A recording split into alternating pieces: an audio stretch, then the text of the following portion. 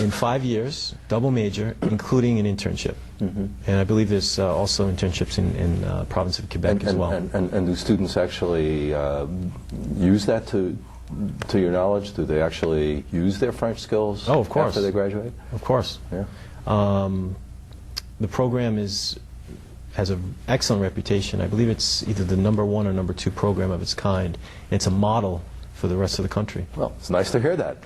Certainly Rhode Islanders need a little bit of encouragement to feel good about their state. There's something... It's a great program, you know, and I think they're able to place people in jobs also through the World Center at Bryan University, okay, and there are major French companies that hire people, that need international people. There is actually one company here in Providence, Dassault Systèmes, always looking for these kinds of skills, you know, engineering and languages.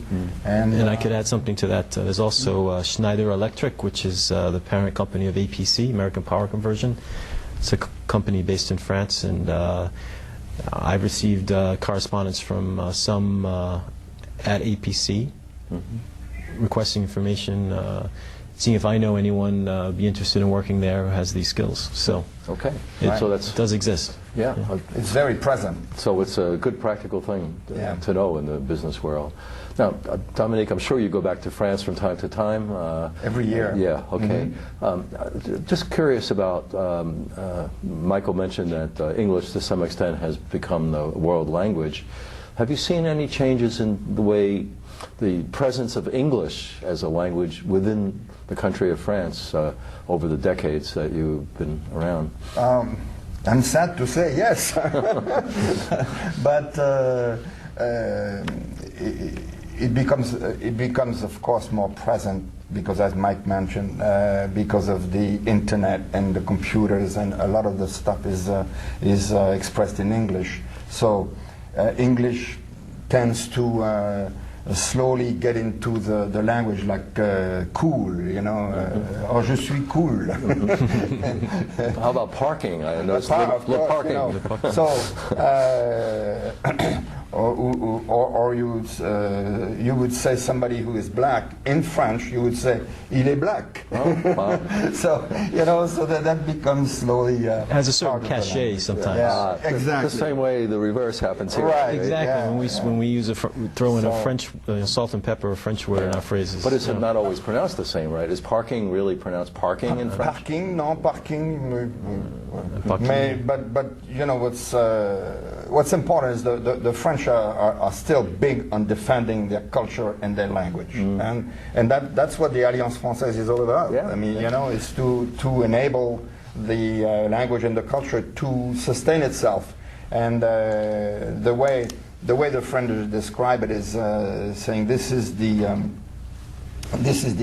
exception culturelle, you know, and because as we all know, we have an international pop culture now, which is mostly an American-based pop culture, and so the exception culturelle is not only the French exception culturelle, but the Polish or the Portuguese, or you know, and that's what.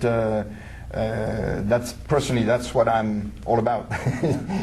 I'd like to add something to that. Sure. I think perhaps the public doesn't realize that along with English, French shares the same statute with at certain organizations. For example, the UN, the International Red Cross, other international bodies, the World Court, etc. The Olympics, for example. The Olympics will be held in 2012 in London, obviously an English-speaking country, and actually, due to the Olympic Charter, French will predominate over English during the ceremonies, despite the fact that it is in English. Oh, that must annoy the people, some of the people in England, I imagine. But it really is, it's an international language. I think if you were to describe it all together, it's the only international language next to English. And as a matter of fact, as a tourist, which is my primary use of French, one of the pleasant things is when you are traveling in countries where you don't know the language.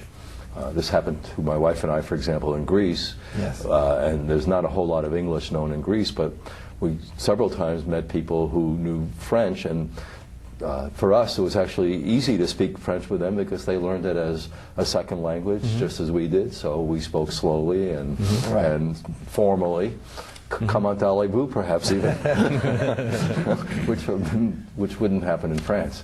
So that is useful, and also I think in Tunisia, which is of which French is the second language to Arabic there. So so it was very handy as a tourist to know French, especially as with Arabic I couldn't read a syllable of it. So so that's a good point.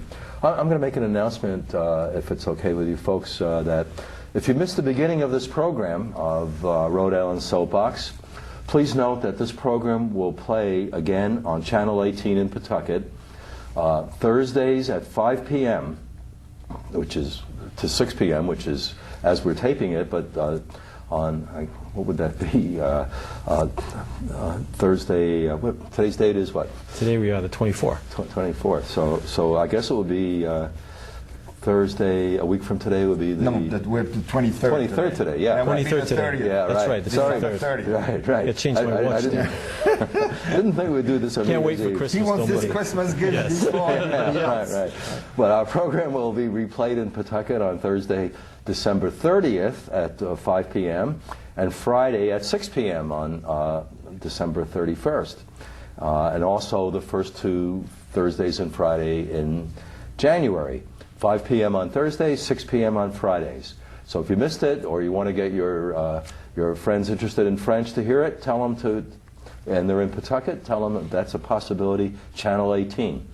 But also, this program will be replayed statewide on Interconnect A on Saturdays in January, specifically Saturday, January 22nd, and Saturday, January 29th. This is at 2 p.m.